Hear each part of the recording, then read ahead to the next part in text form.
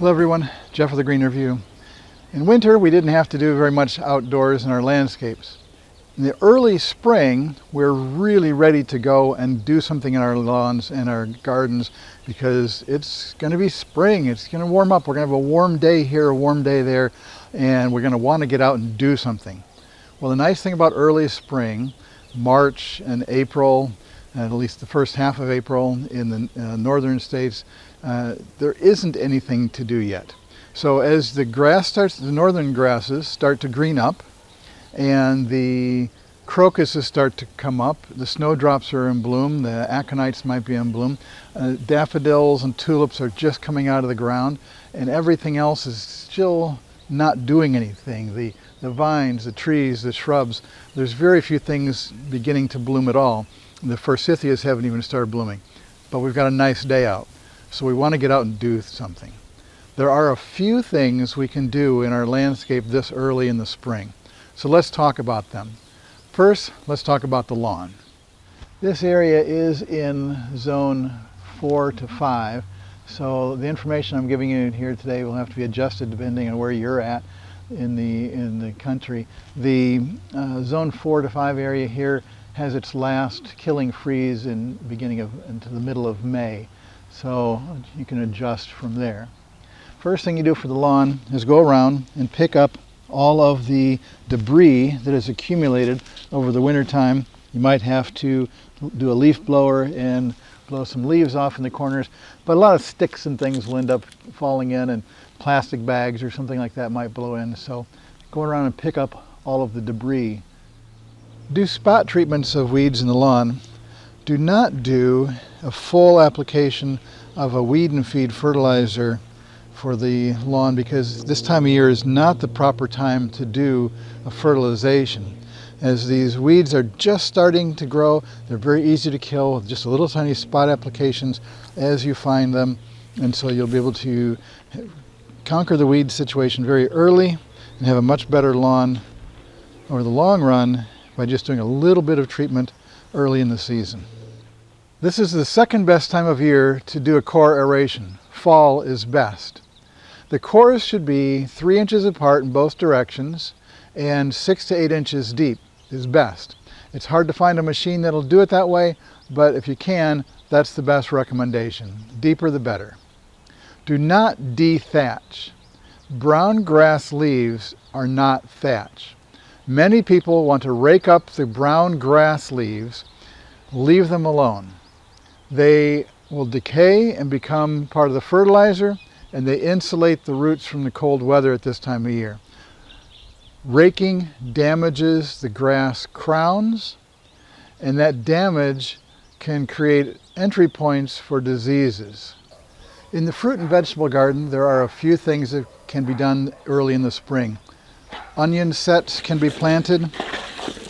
We've got a few that need to go out today or tomorrow.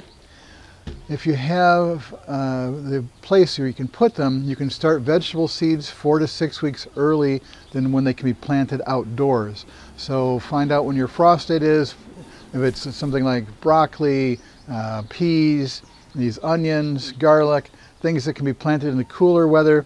Those things can get started early and then be planted out. Some of them can be planted in this early spring weather.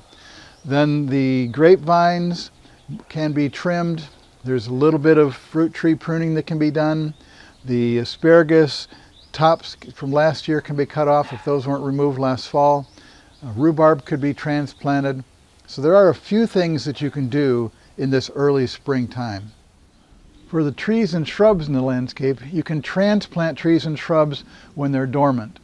So you can do transplanting now. If you can find trees and shrubs that are available from a nursery that has them dormant, so they haven't been growing in a greenhouse or in a southern nursery moved farther up north for sale, so that the top is still dormant, you can plant those. Some of these plants here that were overwintered because they didn't get planted in the fall, they can be planted now. So the tops are still dormant. The roots can start getting into the ground as it starts to thaw, where you can start digging and you can start planting into those areas. This is still the time you can do some pruning on oaks and elms that we don't want to do in the spring and summer when the insects and disease problems can infect the cuts. So they can still be pruned this point in the wintertime. And if necessary, applying deer and rabbit repellents is still a good idea. There's not much for them to eat at this point in the season, and so they will go after tree and shrub branches that are low, and mice and voles might go after the tree trunks, and so you want to spray the deer and rabbit repellents if you haven't done that, and if you haven't wrapped those trunks with wire mesh in the fall. In the water garden, clean the pond of any leaves that may have fallen in the pond over the winter time. Do a water change as necessary and as indicated by water tests. Don't do it too early in the spring because we don't want to raise the temperature of the water too high with the water coming in. So if the temperature of the pond water is in the 30s or even 40s, you may not want to do a water change or too much of a water change because the water coming out of the hose will probably be in the mid-50s, and we don't want to have this early spring water change because we're putting the water in at a late spring temperature, and so the fish and the plants and the frogs and everything in there will want to be warm for a few days, and then the temperatures will drop back down again as cold weather comes, because we will still end up with some more cold weather this early in the spring. And like I said yesterday, spring weather changes rapidly, and so sometimes when you raise the temperature of the water too high, then everything gets used to that temperature and the temperature drops, then you can have problems with the health of the fish and the plants. So we don't want to do the spring or the early spring water changes too early or in too large of an amount to change the water temperature too high.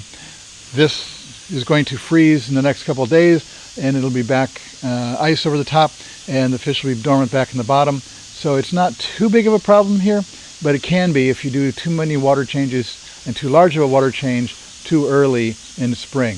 You want to wait till a late spring water changes as the best option. A few general garden tips. Doing a little bit more often spreads out the workload. A lot of times we're not that ready to do a lot of physical labor this early in the spring. Oil and repair your tools. Tune up your lawnmower and power tools. Clean all the filters.